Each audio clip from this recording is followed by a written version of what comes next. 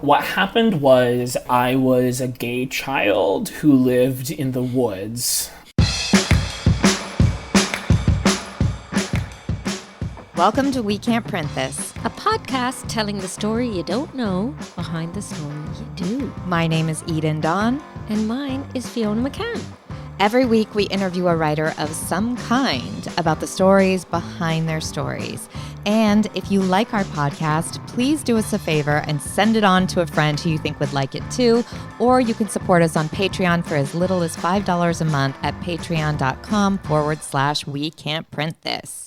That's right. And this week we are a little bit thrilled to welcome our former co-worker, Connor Reid. Connor was the arts and culture editor for Portland Monthly, where he developed quite a name for himself around these parts with his sharp pop culture analysis on music and films. But then we lost him, and nowadays he is based in New York City, writing for the storied Publishers Weekly as a reviews editor, covering mysteries, thrillers, true crime, and memoirs. And we miss him. We miss that kid. We do miss him. Did we maybe develop this whole podcast so we could talk to Connor again? A little bit. Possibly. A little bit. Possibly. And we're going to tell, well, I guess this whole episode is about one of our favorite Connor stories that we got to hear the genesis of. That's true. And it is very much related to a little thing I like to call juvenilia. Juvenilia. You say it's so sexy. It's because I don't know how to say it. So I feel if I just do a funny voice every time. Is it juvenilia or juvenilia? I don't know. I don't care. Juvenilia. See, these are the things that keep me awake at night. Juvenilia. The things we wrote when we were young, and by God, did we ever. I don't think there's a writer out there who doesn't have a slew of bad poems in their attic, or perhaps in ashes, who can say. So many bad poems. And also, Connor talks to us about writing a play. Fully a play. Fully a play. But we do have a treat for everyone because... Is it a treat, though, Eden? It's a treat. You and I were talking about our bad poems, and we both dug up a bad poem from around our tween years to read to each other. Correct. Are you ready? Well, and to point out, Connor's juvenilia is from he was, 11, 12 years old, something like that. Mm-hmm. Who wants to go first? I don't know. Because I kind of think yours is better, because in my defense, Eden was like 2 years older than me when she wrote this one. Okay. So, well, I don't think it is, but here you go. Do it. I was 13, I believe. And this is called Red Emotions. I really think this is a poem you could have written today, Eden. This is offensive. Okay. Red is a deep hurt from long ago. How long? I was 13. I don't know. That I tell only my best friends. Red is the fiery personality that I have when it comes out. Ooh.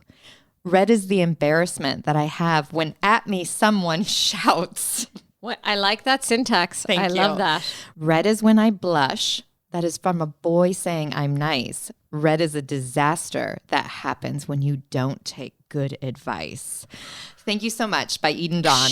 That was amazing. Thank that you. was so amazing. I feel like it was profound. So good. I try to think about how the author used color as a metaphor in that poem. Okay, now you're up. Let's my God, no critiques. Okay, look, this is obviously just before. I was probably on the cusp of emotion, but hadn't quite gotten there. And I also hadn't realized. This is a lot of exposition. Get to writing. I'm just saying also, I was at that time where I thought every poem had to rhyme in a diddly diddly diddly dee, diddly diddly dee way. This is my Keatsian poem inspired by nature and my love thereof. It's my ode to a Grecian urn. Mm-hmm. It is my seasons of mist. Okay, fine, I'll read it. The Snail. Can I say when it was written? Because the date is right there. Yes. It's written on the 15th of April, 1985. Okay. Oh my God. At sunset, when the night dews fall, out of the ivy on the wall, with horns outstretched and pointed tail, comes the grey and noiseless snail.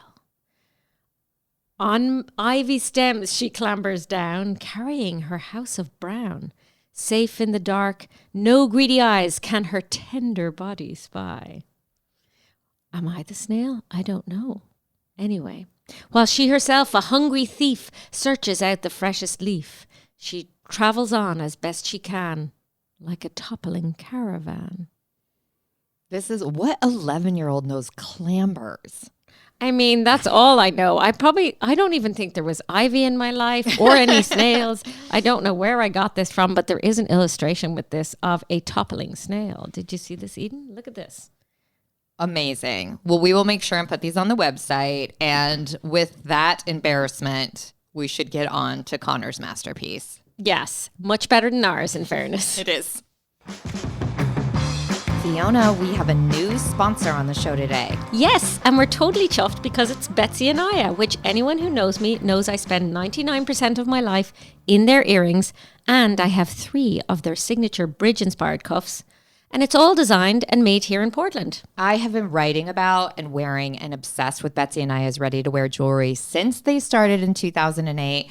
And now they also make gorgeous fine jewelry, including custom pieces. And Betsy actually designed the Leo constellation wedding rings that my husband and I wear. Yes, and now you can support both our podcast and this rad family business by shopping with them through our special fancy link, which is betsyandaya.com/we can't print this.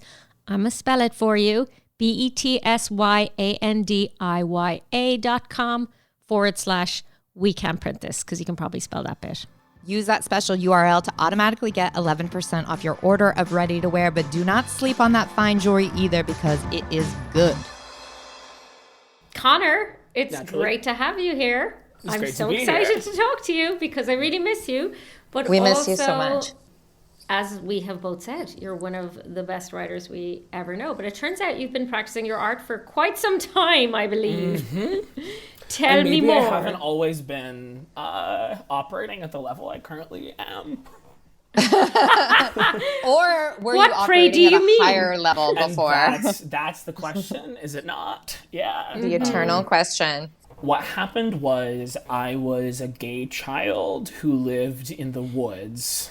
True story. True actual story. True story. That Yeah, might be the title of this episode: a gay child who lives in the woods. Yeah. And it's like everything you think about except for like the sexy stuff, that's true.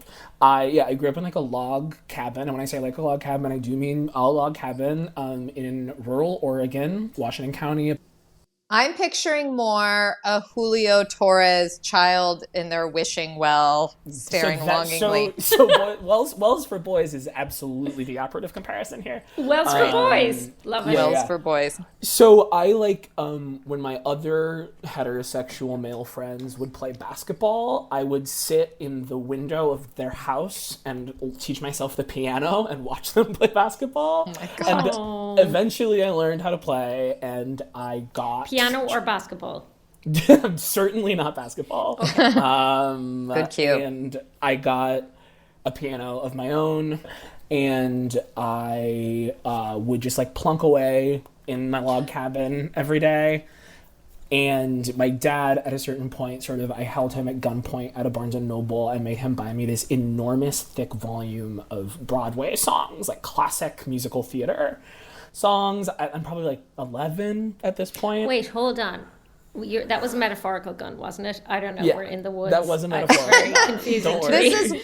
This is a cultural moment where Fiona just does not trust Americans. So she's like, wait a minute, you're American. Does that mean you actually had a gun and held it on your father? So I think that's totally. What's We've already happening? established this is the This aesthetics is Little are Red very- Riding Hood with guns. Obviously, I'm playing a different. Yeah, they do things a little differently in rural Oregon. So I want this is a book of Broadway songs, and I learned them backward and forward, poorly, obviously, and often just the melody line, but I learned them. You taught them all to yourself? Yeah. I was like, it was hundreds and hundreds of pages, and so like, they were always rattling around in my brain, and I think it was the summer between 6th and 7th grade when I was 12, and I was just like messing around. We also didn't have high-speed internet in this log cabin, and so I was messing around on Microsoft Word, and I like had the clip art of 2 hearts in the middle of a page, and then I drew a crack down each of them with little lines, and I was like, that's so sick. That's so deep what I just did. And You then little emo baby. in blue Comic Sans above it just typed hatred, comma, a musical, and I was like, this is going to be God. huge. This is it. Hatred. Comma, Hatred. a Comma. musical. You know, when I think of hatred, I'm not sure the emoji that comes to mind is the heartbreak emoji. I feel like aesthetically, that's just an interesting choice for you to see heartbreak. Be like, I'm going hard here. Oh, and it yeah, I'm means going all in. hatred. The other thing was I was like, okay, cool. I have been listening all day to What Is This Feeling from Wicked, which is, it's Glinda and Alpha being like, we hate each other. And so I was like, cool. Opening image, a bunch of people come out on stage, they stand back to back, and they all really hate each other, and they sing the song from Wicked. And I was like, cool, now we're cooking with gas. And I did set this musical up as a quote. This is I believe the subtitle is a modern retelling of Romeo and Juliet told through a collage of hit Broadway songs. Okay, wait, this was brilliant. your subtitle at age 12? Uh-huh. A Yeah. modern Hatred, retell- comma, okay. a musical. A modern Yeah, retelling a modern of retelling of Romeo and Juliet, told through a collage of hit Broadway songs, and it's like the editor in me now says retelling told, like a little redundant, buddy, but we let it slide. Crucially, when all was said and done, Hatred, a musical, had very little to do with Romeo and Juliet. It, as a quote-unquote modern retelling, goes about as deep as the family's last names being Montgomery and Capuline, which is a real fascinating. Oh, I see what you did there. Wow. Were you afraid of intellectual property rights at age Oh yeah, 12? I heard William was very litigious, and I just decided to back off. Fair. You don't want to Capuline. take them on. Yeah. Oh my and so I think it amounted to about 80 pages. I wrote it over the course of the summer. It was a 2-act, multiple timelines, and it's about a rich boy who falls in love with a poor girl, but then his mom's like, no, you have to marry this rich snobby girl, and then the rich snobby girl gets snubbed, so she kidnaps both of them and then tries to murder his mom. But then instead, the rich snobby girl and her mom get killed while people are singing the music of the night from the Phantom of the Opera. So many things are coming together for me now. So I many. mean, as if it could not get any more emo, and then you add the music of the night from Phantom of the Opera. It is, yeah. I mean, I have to say, artistically, I am backing every decision here. So I was like, this is amazing, right? I'm 12 years old. I'm sitting down there at my computer, and I'm like, I am saying so much about what it is to be in love. It's like, I'm closeted. I have never kissed a human being. And the American theater's hungry for my thoughts on monogamy. There's no two ways about it. For real. And I would go to my neighbor's house, and they had a very masculine father who was also chopping wood, much like mine. And I remember telling him about it, being like, so I'm actually working on something pretty big. And him kind of being doing his Johnson. best. Yeah. Doing his best to be totally, yeah, whatever. And I'm beat by beat going in, and I'm and then wouldn't you believe it, I'm pulling in Where Is Love from Oliver. Didn't see that coming, did you? Yeah, and he has to react to every line because you're like, no, I'm not going to stop there. Yeah. I vividly, and my friends have scattered. They're out playing in a field. Yeah. I'm sorry. No, please. And I just it says everything about me. When you read it, it's this is so what I'm this is amazing. I've done something huge. I get a group of my friends together, and I'm you guys, we're going to put this on next year. It's going to be everything and more. It doesn't happen, obviously. And then very quickly. Wait. Pause. You tell all your friends we're putting this on, and all your friends are like, Yeah, what's the reception? totally. Or Yeah, they're everyone's down. I was I think at that age, I'm sure to the chagrin of many of my peers, but to the delight of some, I was very we're doing a project. We're gonna make a movie. I was sort of organizing those And kinds there's of not a lot things. to do in the woods, in fairness. No, truly. So I think that like my like dorky little girlfriends were like, yeah, this sounds really fun. Like this is I mean, it obviously I does wrote the sound lead for fun. myself. We would have done it. And everyone was of course playing, 30. It's one of those classic texts that you write as a middle schooler where it's like the ages are very unclear. It's like, okay, so they're in school, but they both also have jobs and they like Are married. They're like married and they're in high school. and it's like they have to decide who they're gonna marry. Like it's very that. And I was like, this is great, this is amazing. And I'm like, okay, let's do it. We don't do it. Obviously, I enter middle school because at my school, elementary school ended at 6th grade. So junior high is just... elementary school. You wrote this whole thing in elementary school. At the end, like at the very end of elementary school. And so I go into 7th grade and I'm like, cool, I'm an adult now. I'll go on to bigger and better things. And I have grown up. My And, like, juvenilia. You're acting like you're going away to the factory every day. Just like, yes. And I'm like, oh, I'm sure this is a relatable phenomenon to many. I was like, well, that was like baby shit. Yeah, And like of course. this, like, I distance myself from it and go like, oh my God, isn't this so stupid? But like secretly I'm so proud of it.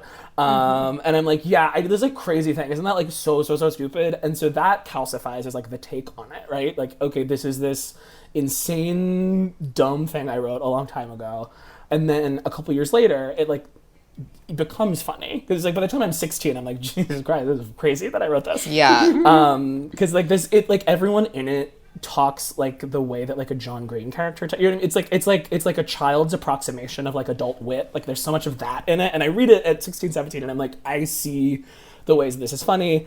And by this point, there was no like theater program at my school because we were poor and rural. And so I had really gotten in with Northwest Children's Theater in Northwest Portland, which like, gotta shout them Great out. Yeah. company. We love them. That one of my last stories for Portland Monthly was about their move to their new space at 1000 Broadway. And actually just like some of the friends that I met there when I was 15 years ago, like I just went to a club in Bushwick with them last weekend. Like we're all very close. A lot of them live in New York City now. It's very sweet. Theater kids But, are friends for a lifetime. I know that because now Truly. I'm literally in wills to take on my godchildren from my theater crew. So, That's a gorgeous glimpse into my future. oh, it'll happen, baby. Just wait until you get made yeah. a legal guardian. Whoop, whoop. Woo! I've been so excited. But It's the best. yes. Anyway, so I'm so relating to this on many levels. Not that I've ever written a musical like this, although I did write a movie with my friend Nora Walsh Whoa. about a prostitute. And how old were you? When I was probably 13. Totally, yeah. About a prostitute and a teenage American who falls in love with a prostitute. Because I knew like, I wanted all to- about prostitutes. I would see that. And the thing is, I also thought it was genius. And then Pretty Woman came out, and I was like, oh, they've kind of ripped Oh, they on took it, my I guess. idea. Oh, Pretty Woman stole my idea again. Julia and Rich snagged it out from under me. But I think it's like, it is very funny, but I think there's something to this where like at that age, obviously it isn't good, but like us as writers, like we've absorbed stories and media that are like way above our pay grade, but we've understood them on like a structural level yeah. and like a thematic, like we get it because that's what we're gonna do later, and like there are other kids who watch it and are like whatever, and they like become science, like some of that filters down into us, and so you do write it and you're like, this is good for a 12 You year old. had know the what I mean? basic tenets, right? Like you set up your characters, you had like some kind of motive, right? And you were raising the stakes with the kidnapping. Very clunkily, but no, and it's like But you- I'm the same with the film. Like it's like these are hilarious to look back on, but there is something in them that it's like, there is that spark that you can see like become your career. Yeah. Which is why Pretty Woman made so much money. Right, because They stole your So spark. good. So you're 16 and you're looking back and you're like, oh God, it was so nice to be a child prodigy. If only I had gone with it. And I just want to know what happens then. Do you convince people to do it? Do you start recognizing the brilliance of Hatred, comma, a musical, colon, a modern retelling of Romeo and Juliet, something? I wish that was the way that this went. I see the reasons it really is funny, because it really, really is funny. I have to call out a scene where the rich girl and her mom are talking, and her mom decides to tell her the story of how her father died. And it's that immediately after the rich girl is born, the mom is in the hospital and she's really thirsty, and the nurse tries to bring her tap water, and then she tells her husband, no, I will not drink tap water, I will only drink the finest bottled water. So she sends him across the street to get her water bottle from the car, and then he's the victim of a random shooting. I knew there'd be a gun in here somewhere. Oh my god. Oh my also, Yeah. And it's like so stone-faced. Like I was writing it and I was like, God, this is like real. Like everyone is drawing some motivation out of this. Like the pathos is jumping off the page.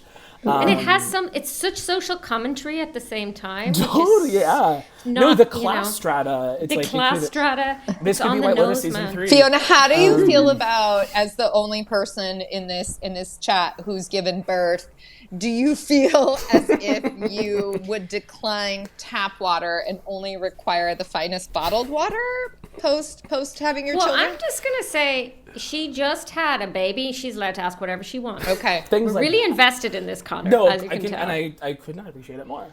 I'm like, this is really funny, and I tell my friends about it, and I'm like, LOL, I wrote this thing when I was like, oh my god, so long ago. It's like 4 years ago. That is a quarter of your life at that age, so that's fair. It is a significant chunk, totally. So I forwarded it to my friend Francesca, and then that summer we're drunk in her basement, and a bunch of us are like, Frankie's like, oh my god, Connor, I still have the script, we should read through it, and we're like, haha, this is so funny. And then I don't think about it forever. 8 years go by, and I'm like, that's a thing I've done every once in a while. I'll call it up or whatever. And then... Did you ever get a little bit worried that was going to be the last piece of art that you ever finished in your life? Absolutely. Oh. Absolutely. Peak so soon. No.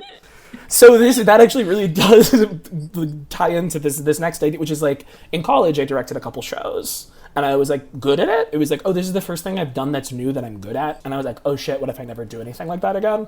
And whatever, like throughout college, I went to journalism school at Boston University, but I'm still dipping my toe into theater. I performed a bunch in this extracurricular theater group, and it was very fun. And then I moved back to Oregon. A little something called the coronavirus pandemic takes hold. Oh, yes, I recall. But a group of people from that children's theater phase of my life, we all started during the coronavirus pandemic, starting very early. Every single Friday, we would get on Zoom and we'd watch a bad movie together. It started with Cats, but we watched a movie called LOL, which is so bad. It's a remake of a French film, shot for shot, but it stars Demi Moore and Miley Cyrus. And I'm watching it, and it ends, and we usually at the end of it talk about the movie that we've just seen, and I'm like, oh my god, it's so funny. The way that people spoke in this reminds me of this musical I wrote when I was 12, where it's this child's approximation of adult dialogue. And Francesca, she's like, wait, you emailed me the script to that 10 years ago. And she forwards it on to all of us, and it's 11 p.m., maybe it's 1 a.m., we're all kind of drunk, and we're like, should we read it right now? That'd be fun, right? And then we're like, I don't know, I'm tired, and then we all kind of go to bed. And then we wake up the next day, and we're like, okay, it's April 2020. We're like, what if we, really staged it? What if we assigned roles? Yeah, cast happened that like that. bitch. And we're like, what if we got costumes? And what if we did it for our family and friends? And everyone was like, totally. And I was like, yeah, and it would be so funny if we created virtual backgrounds for the set. And I was like, yeah, LOL. And then we're like, well, how would we tackle the music? I guess we'd have to take instrumentals from YouTube rips and then each record our vocals individually, and then someone would have to compile them all in GarageBand. Obviously. Okay, we can Obviously. That's what we would have to do here. I mean, we're all trapped. Right, exactly. We're all gnawing our fucking arms off, being like, I wish I had anything to do. This is when we were flattening the curve, but also completely afraid of dying every single day. And so we were like, what thing can we do to occupy our brains? And also, we are all going absolutely nuts. Stage a musical in your house. Yeah, we decide so it's my roommate, my friend, dear friend Jenny, and I lived together. She was from Northwest Children's Theater. We were in it. Francesca, who I had sent the script to a long time ago, she lived in LA with her boyfriend, and then my friend Alyssa was also home in Portland. So like it was 3 locations: Alyssa's house, my house, and Frankie's house, all zooming in to try to make this happen. And then we decided, cool, we're gonna stage it. We're gonna like do a production of it. We're gonna sing the music. We're gonna live stream it from Zoom to YouTube Live. We created a fake playbill. We like you did. figured the only time Jenny always tells me this, the only time that she's ever cried about our friendship was when I was interviewing, I think, Amine, like someone really famous in my room, and Jenny was recording her vocals for one of the songs, and I texted her like, "Hey, can you not?" And she started crying. Oh no! Because it was like we all took this So so seriously. It was like, this is really funny. But we're like, what if this was the only thing any of us cared about at all? And you're like, what if this is the last like- project any of us ever does? Because the world might end. Yeah. and we all mean- we all attacked it with that level of like, it was like, we're gonna read the lines Commitment. seriously, like, and because we were like, we know it's absurd, it is self-evident how funny this is, like if we don't need to underline that and be jokey about it, we can just go at this. Yeah, and take it seriously. And it was the most fun any of us have ever had. Like we live streamed it on YouTube. I think it's peaked like 150 devices, 200 devices. were watching. Including Yeah, us, Both of us. we did Yes. watch it live, and it was, I'm gonna say, maybe the peak of my 2020, because I mean, It was certainly the peak it of mine. was so good because it was just so ridiculous and it was so earnest. Like, you guys did not pretend so earnest. to be like, ha ha ha, look at this. You went for it. You were like, hold my beer, Patty LaPone. I'm fucking in. And one of the amazing things that brings up is that we realized as we were sort of getting it together, it was like I created a Facebook group and we were writing up the program because we created a virtual playbill and we were trying to figure out costume stuff. And I was like, oh no, Stephen Sondheim's 90th birthday concert stream is on the same night. And we were like, do we move it? We've already sent out the invitations. We already like, scheduled the, This is real. yeah, and we Oh ended my up not gosh. doing it. And actually, Stephen Sondheim's 90th birthday concert had like big technical difficulties in the first half Yes. hour. So a bunch of people who were like, we were gonna watch that, came to our stream because it was working better. Look at that. Yes. Take that, Broadway. So much has to be said. An award, I think, for the Zoom backgrounds in that Thank you so particular, much. because that was the real added visual. Imagine you, an 11-year-old child in the woods, thinking, I'm going to write this play that's going to be staged on Zoom. What are you even saying? During a massive global pandemic. Also, what are we talking about here? And that kid too, there was this person, this music director at Northwest Children's Theater who's an angel, and who when I was like 12, 13, he was like I think he's a jazz composer in Portland, and he teaches at, I believe, University of Portland, maybe Portland State, but in any event, he like took the job very seriously, like treated all the kids as adults, and he really did not want to disappoint him. And he would teach us like complex harmonies, and you would stand on stage being like, did I get it? Did I get it? Did I get it? And then he would, if you didn't go, he'd like lower his head and sigh and go, like the light would go off of his glasses and you'd be like, fuck, I fucked it up. And I do kind of feel for him though in that moment. Oh no, me too. And it's like, I actually am obsessed with him, and I think he made me like a good artist and like a better like worker. But also like, all of us had the little bit of the fear of God when he was in the room, and he was our number one Facebook supporter. Like when we were posting it on Facebook, he was like, I can't wait to come. This is so exciting. Every video I posted, he followed. He came what's to the his cast. name? His name's Can we Az tell- Weiss. Yeah, Az Weiss. Did Came to the Shout cast out. Zoom afterwards, and we were Major- all like, thank you. He was so excited that about is it. so sweet. Oh, I love that. Were you nervous knowing he was watching it? No, because we knew we were bad, right? Like at this point, none of us are 13 years old and like really hoping to like make it in the theater. Like we did have a friend, Melissa, who is in the show, has a theater degree and is a gorgeous singer. She sounded fantastic. Jenny and Alyssa sounded amazing because Jenny also went to theater school for a semester. And like they like so I think the joke was that between the five of us there were 1.2 theater degrees. And like they were genuinely good. The rest of us maybe not so fly. So it was like I think we're able to relinquish the idea that we would be impressing this person, and in doing so, there's the lesson: we impressed him anyway. Oh. I love that. How do you feel about it now? Now you've had even more time. First of all, you review other people's works at Publishers Weekly. Yes. Like that's what you do for a living. You review people's works. How do you review Hatred, a musical? Yeah, I would Hold on. Yeah, etc. I would say that it's precocious. I would say that it's structurally bumpy. I would say that it shows signs of promise, and I can't wait to see what this writer does next. Which actually, the kicker is after I wrote Hatred in like 6th grade and 7th grade, I did start writing a sequel, which is Lost to Time, but it opened in the afterlife. Wow, bold. The first scene is like the two characters that have been murdered are like scheming in the afterlife. And this is amazing. Yeah, what was this one called? I don't remember. I just remember Sloth. that. So yeah, it's each of the 7 deadly sins. You know what's I really love about it is this has come up a couple of times on the podcast. Like when we interviewed Renee Watson, she also wrote her own screenplay when she was 7 or in the 7th grade, and you wrote it. And I just feel like it is such a thing to look at all of us now who went into writing as a career. We always did have it. You had elements of it. And it goes back to this thing of like encouraging young writers so much. Like even every adult who listened to you or your friends, like that is so sweet, and helping make baby writers into adult writers.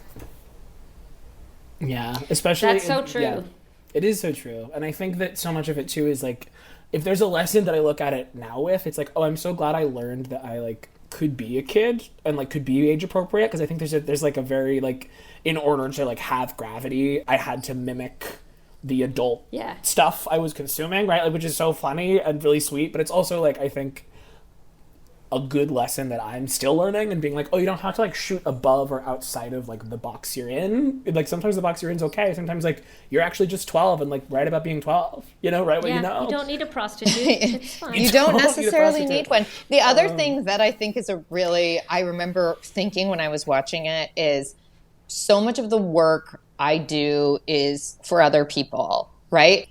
When I was watching you guys do Hatred, you were having so much fun. It was like the most joy I had seen in a while. And I was like, oh, Eden, look, writing can be just for joy. And that is such a thing, is we're always so caught up in the like, who's going to consume this? How do I get this out? But like you wrote this precocious script, structurally bumpy, promising bit to just have with your friends. And it was like, such a good reminder. Writing can just be fun, and like maybe we should all sometimes write just because it's also fun. I was gonna say that is one of the craziest things I've ever heard you or anyone say. I know. I mean, I will say as well, going back to an earlier thought, that sometimes when I think of like, oh, all the writers have little baby writers who wrote Hatred the musical. I do sometimes also want to tell people who want to write but haven't done that since they were 12, because sometimes it's intimidating when you hear somebody like Renee Watson going, I've been writing since I was able to hold a pencil, like so much all the time, and you're like, oh, if I haven't done that, does that mean I can't be a writer? And I kind of think like, it's great if you have done it and you should be encouraged, but also if you're just suddenly deciding at the age of like 43 or something, I've always wanted to be a writer and I've never been able to do it, like go ahead and do it as well. I suppose that's what I'm thinking. No, I think that's true. And I think that maybe 15 years down the line, maybe you'll be able to perform what you've just written on Zoom in the middle of a global disaster. Well, dial that back a little bit.